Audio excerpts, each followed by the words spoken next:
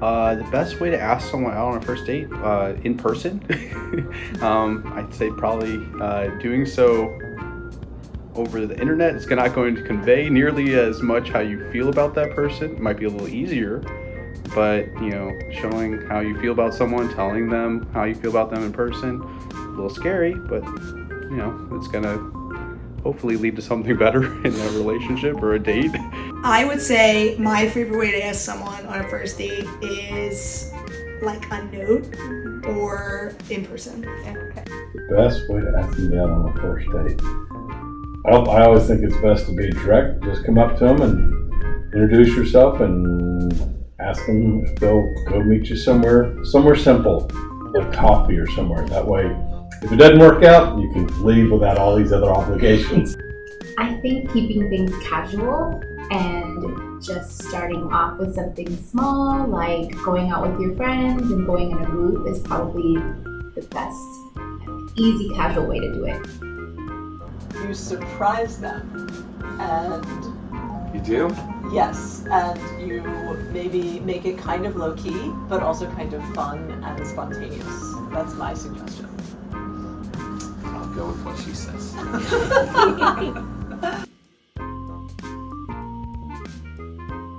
Buffalo wings. Is there a particular reason? You guys like very, I feel like, I don't know, is it primal? I don't know, like you're using your hands, it's like messy and you need a lot of napkins and like it's very spicy and then it's also will cause bad breath too. Ooh. Well, if they're allergic to anything, avoid that for sure. I'd probably just go with something like really easy. So don't go with anything like super spicy or they could cause like digestion issues. Just go with something easy and that's like, some people say like taboo to eat with your hands, especially on a first date, but if you really are interested in someone, aren't you supposed to like see them at their best and worst? And that could be like putting a big old like chili dog, in their mouth, like, oh well, who cares, so. That's definitely a different outlook than I've heard. What do you mean? Oh, anything that splatters, like spaghetti, it goes all over, especially on a white shirt. Not a good choice. Anything that could get stuck in your teeth or give you bad breath. Best first date, I guess it depends on the person. It has to obviously go around with your interests. I like, for example, on the first date that I went on with my spouse, made little notes that had 3 different types of cuisine on it, and I had the restaurants on the back, and I said, pick one. They picked it, and so we picked Italian, and we went to an Italian restaurant, and filled up with other options for like Cuban and other stuff. So I think having like a wide array and framing it around their interests or your interests. Oh, best first date. I think it'd be great to take somebody to the beach and go walking on the beach with a moonlit night and hear waves crashing and you just get to talk to the person and get to learn all about them. Very intimate. There's a few ways you could approach this, I suppose. You can just go right on up, introduce yourself, be bold, be brave. Not everyone has that ability. Plus, then you have to like have some way of starting that conversation. Not gonna try that. Or you could, ideally know someone mutually that you both know, and try to use that connection to segue your way into talking to that person. I don't know. I would not recommend like going like the anonymous route, because that you never want to be the mystery person behind some cryptic message. Or like, oh great, I have a secret admirer.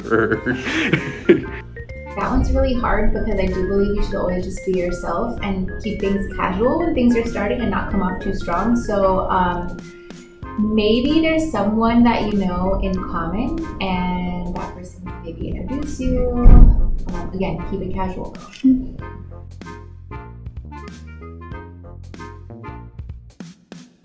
I'm personally going to leave them and I'm going to move out because I'm a strong, independent woman and I don't need to stay with someone who's not going to value me as a person. I know that that's not the case for everyone because everyone has different situations. I know some people might forgive and stay with them, but I think for me, I would never be able to forgive someone and then be able to have a healthy relationship with them afterwards. And so for that reason, I think I'd be out. Cry a lot and move out and never talk to them again. I'd say some pretty serious probation, like moving out for sure.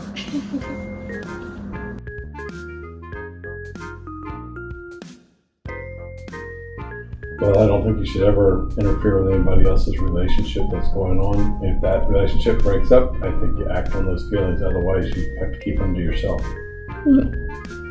I don't know. This person has never happened to me. I would probably just tell them, Yeah. like, this is how it is. And obviously, I don't expect them to, do anything about it since they're in a serious relationship. But I wouldn't want them to not know how I felt, because I just feel like I've seen too many rom-coms to not say anything. But yeah, to be honest, I've never been in that situation. Yeah.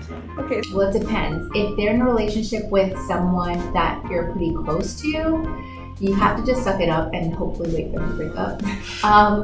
But if it's someone that you don't really know, like maybe they go to another school, I think it would be fine to just be open with them and just tell them that it might be hard for you to see them with someone else. I think, again, being yourself is important, but not if it's going to be at the expense of someone else's feelings.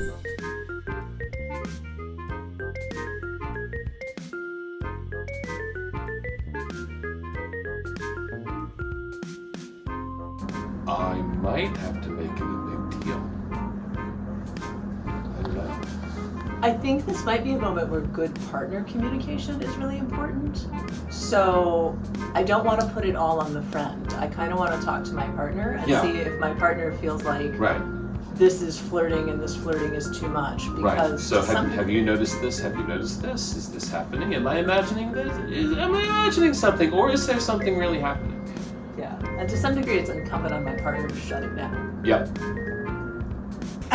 So I would say that this has actually happened to me, and I have pulled my friend aside and been like, hey, this is the deal, please stop.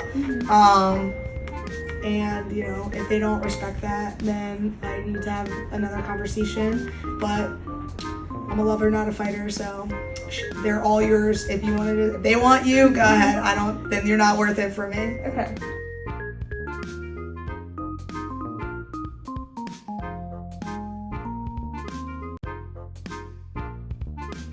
This is so complex.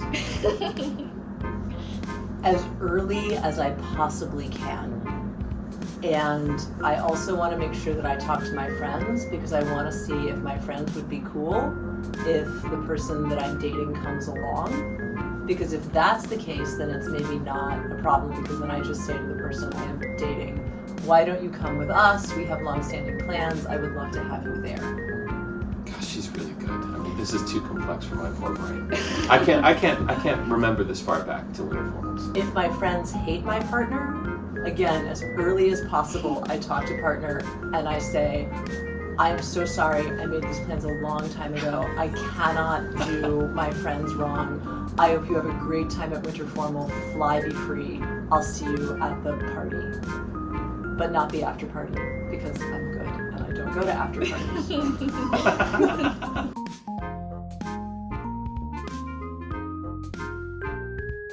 Don't do anything you're not ready for. If someone actually cares for you, they will wait until you're ready for anything, like whether it's like relationship status, holding hands, anything like that. You should never feel like hanging out with your friends is a bad thing. And I think they should respect that. You should respect that with them too. I think trust, I've never gone through my partner's phone or anything like that, and I would never want to. But I know that some people do that. I think trust is ultimate.